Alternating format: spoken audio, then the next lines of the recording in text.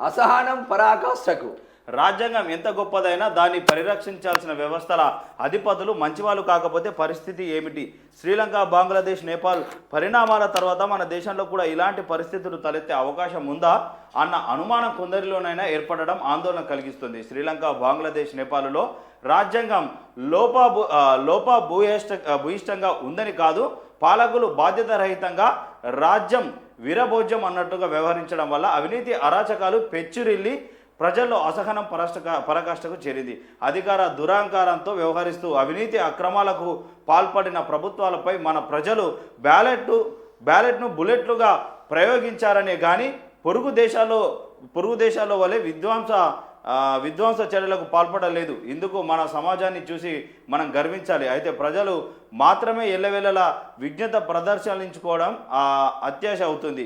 భిన్న మతాలు, భిన్న సంస్కృతులు, భిన్న భాషల సమూహారం కనుక ఆ చిన్న దేశాలలో వల్ల తిరుగుబాట్లు చేయరు.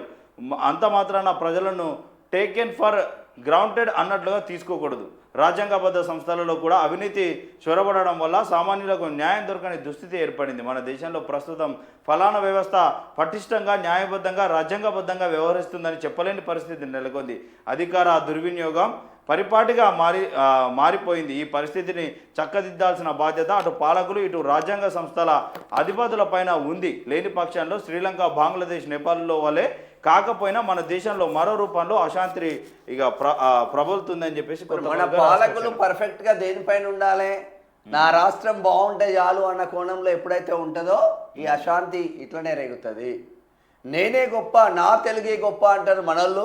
పక్కన పోతే నా కన్నడనే గొప్ప అంటాడు, లేదు అంటే నా తమిళే గొప్ప అంటారు. ఇది కాదు, నా దేశం గొప్ప అని ఎవడైతే బ్రతుకుతాడో అప్పుడు దేశం సుస్థిరంగా ఉంటుంది. అందుకే మేము పదే పదే ప్రజా వాయిస్ నుంచి చెప్తా ఉంటాం, దేశంలో బార్డర్లో సైనికులు పర్ఫెక్ట్గా ఉంటే, దేశంలో రైతులు పర్ఫెక్ట్గా ఉంటే, దేశాన్ని పాలించే పాలకులు పర్ఫెక్ట్గా ఉంటే, నీ రాష్ట్రంలో నువ్వు, నీ ఇంట్లో నువ్వు, నీ ఊర్లో నువ్వు పర్ఫెక్ట్గా ఉంటావు. ఇప్పుడు సంపాదించిన ఆస్తులు నీవు కాదు, ఒక్కసారి దేశం తగలబడిపోతే నీ ఇల్లు నీది కాదు, నీ ఆస్తులు నీది కాకుండా పోతాయి. నేపాల్లో ఏం జరిగింది, బంగ్లాదేశ్లో ఏం జరిగింది, శ్రీలంకలో ఏం జరిగింది అంటే నేను నా కుటుంబం అన్నాయి మూడు. నేపాల్లో కంప్లీట్గా అసలు నిరుద్యోగం.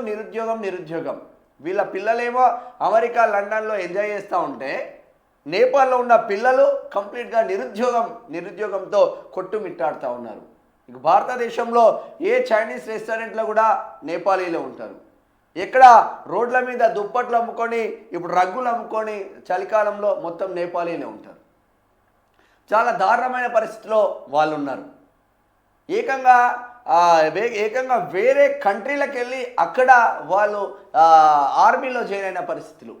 కానీ ఆర్మీలో చనిపోయి శవాలు వస్తున్నాయి మాకు. రష్యా ఆర్మీలో ముంగడ వరుసలో శవాలు వస్తున్నాయి మాకు, మేము ఏం చేయాలి అని తిరగబడ్డ పరిస్థితులు ఉన్నాయి. ఇప్పుడు నేను నా కుటుంబం అనుకొని కుటుంబ పార్టీలను బొందబెట్టాల్సిన అవసరం అయితే ఉంటుంది. 100% బొందబెట్టాల్సిన అవసరం ఉంటుంది కుటుంబ పార్టీలను.